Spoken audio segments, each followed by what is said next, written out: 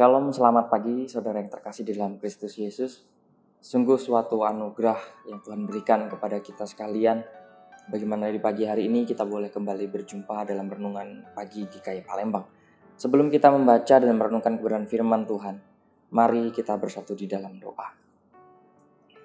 Tuhan, kami sungguh bersyukur, berterima kasih bagaimana kami memiliki Allah seperti Engkau, Allah yang tidak pernah meninggalkan kami sendirian dalam setiap kehidupan kami.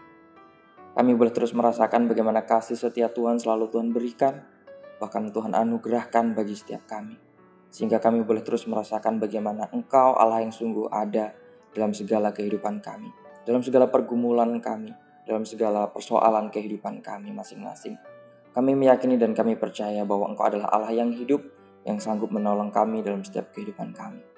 Terpujilah Bapa di surga, berfirmanlah atas kami akan setiap mendengarkan kebenaran firman Tuhan. Hanya di dalam Kristus Yesus kami berdoa dan mengucap syukur. Amin.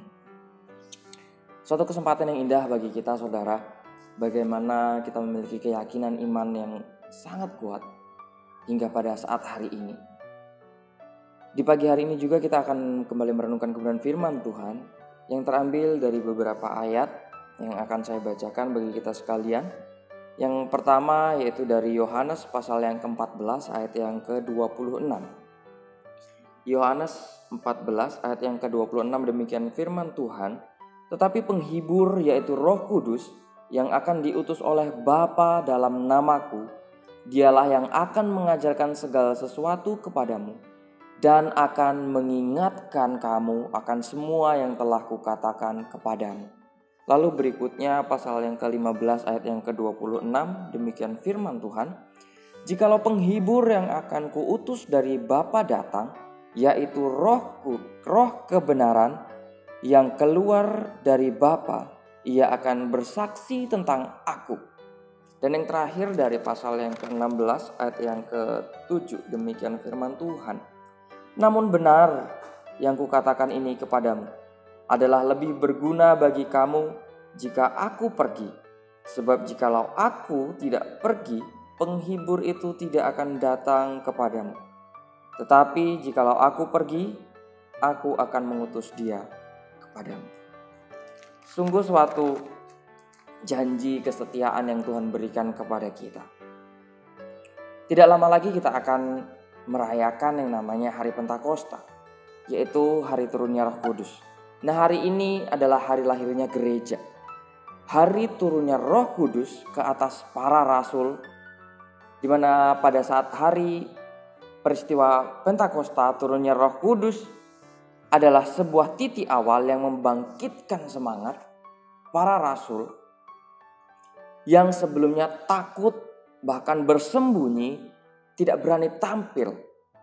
Kini dengan keberanian yang dipenuhi oleh Roh Kudus, dengan penuh urapan oleh Roh Kudus, maka para rasul pada waktu itu juga berani mewartakan Yesus yang bangkit kepada segala bangsa. Jadi dari sini kita bisa melihat bahwa peranan Roh Kudus itu sangat penting bagi setiap kita orang yang percaya. Pada kebiasaan atau tradisi orang Yahudi, Hari Raya Pentakosta itu dirayakan 7 minggu atau 50 hari sesudah Paskah. Mereka mengenang bagaimana mereka telah mengalami yang namanya pembebasan dari perbudakan di Mesir. Setelah kebangkitan Tuhan Yesus, saudara, para rasul, para murid pada waktu itu mengalami ketakutan yang begitu berat, mengalami penderitaan dan tekanan kehidupan yang begitu berat. Di sini kesetiaan mereka diuji. Kesetiaan mereka sungguh sangat menjadi suatu hal yang penting untuk dipertahankan. Saat Yesus akan disalib, terbukti bagaimana ada salah satu murid Yesus yang telah mengkhianati Yesus, yang telah menjual Yesus. Padahal dia menyadari bahwa Yesus di sini adalah sebagai gurunya, adalah sebagai contoh teladan yang baik yang sebenarnya yang sudah mereka lihat sendiri dalam kehidupan mereka. Nah saudara, di tengah kondisi kita yang sulit, Tuhan Yesus tidak pernah meninggalkan kita. Sebagaimana firman Tuhan yang telah kita baca bahwa Dia telah menjanjikan akan ada Roh Kudus yang selalu hadir bagi setiap kita. Banyak hal di dunia ini yang mencoba membuat hati kita gelisah dan gentar. Baik dalam hal keuangan mungkin, kesehatan, konflik, pasangan, pekerjaan, dan banyak hal yang lainnya yang mungkin kita alami masing-masing dalam kehidupan kita. Hal itu akan membuat kita menjadi fokus kepada diri kita sendiri. Kita akan menggeser fokus kita kepada diri kita sendiri ketimbang fokus kita kepada Tuhan Yesus. Terkadang kita menjadi lebih fokus terhadap apa yang harus kita lakukan ketimbang apa yang sudah Tuhan Yesus lakukan dalam setiap kehidupan kita. Kita merasakan kekhawatiran, kita merasakan kecemasan, kita merasakan ketakutan yang begitu kuat. Karena apa?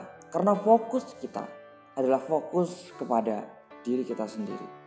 Bukan fokus kepada Tuhan Yesus yang sebenarnya telah menyelesaikan setiap masalah-masalah kita. Bukan fokus terhadap bagaimana Tuhan Yesus terlibat dalam segala kehidupan kita.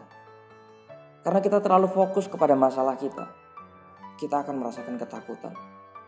Coba bayangkan jika kita fokusnya kepada Tuhan Yesus yang dapat menyelesaikan masalah kita. Maka kita akan menjalani kehidupan kita hari lepas hari itu dengan penuh rasa tenang, dengan penuh rasa bahagia, sukacita. Karena apa? Kita menyadari bahwa Tuhan Yesus itu selalu ada bagi setiap kita. Janji Tuhan Yesus memberikan penghibur kepada setiap kita setelah Tuhan Yesus bangkit. Jangan sampai kita menjadi lebih berfokus terhadap apa yang harus kita lakukan daripada apa yang telah Tuhan Yesus lakukan bagi kita. Kita menjadi lebih fokus terhadap apa yang harus kita selesaikan daripada apa yang Tuhan telah selesaikan dalam kehidupan kita. Namun hari ini kita patut bersyukur saudara, bahwasannya Allah senantiasa ada bagi kita. Dia mengaruniakan Roh-Nya yang kudus bagi setiap kita dalam segala pergumulan kehidupan kita. Di tengah kondisi pandemi yang saat ini sedang terjadi, mungkin keadaan stres, mungkin situasi stres yang saat ini sedang kita rasakan. Mungkin kita berpikir, aku tidak sanggup mengatasi semuanya ini. Itu karena fokus kita adalah terhadap diri kita sendiri. Kita memerlukan penghiburan dan kekuatan dari Roh Kudus yang bukan hanya membuat kita bisa bersikap tabah menghadapi tekanan apapun, tetapi yang membuat kita sanggup menghibur orang lain. Itu adalah wujud nyata bagaimana sesungguhnya Roh Tuhan, Roh Kudus itu telah Tuhan berikan kepada kita. Jangan berhenti untuk menjadi saksi Kristus di tengah keadaan yang sulit seperti saat ini tuh, saudara. Sehingga melalui keadaan yang terjadi saat ini, bukan kegelisahan yang kita rasakan, bukan kegentaran yang kita rasakan, tetapi justru kita bisa membagikan sukacita. Kita bisa menjalani kehidupan kita bersama-sama dengan Tuhan dan membagikannya itu kepada setiap orang yang ada di lingkungan, yang ada di sekitar kita. Sehingga dari hal ini, sungguh kebenaran firman Tuhan boleh menyatakan bahwa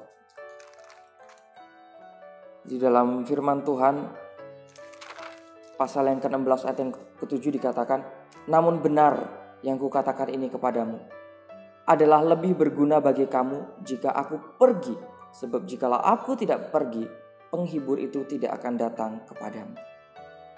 Tuhan pergi, tapi Dia menjanjikan penghibur pada setiap kita.